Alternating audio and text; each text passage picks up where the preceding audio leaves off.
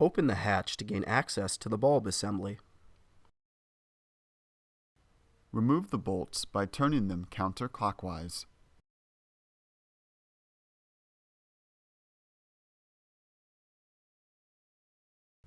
Pry the housing away from the vehicle first, then pull it out.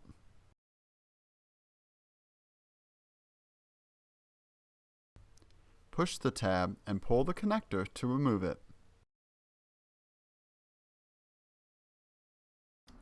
Now you can replace your housing with a new one. Reconnect the connector. Align the tabs and push the housing to get it back into place.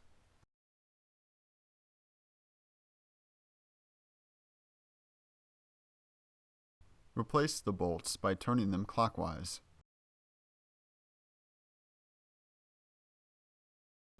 Make sure the bulb housing is secure.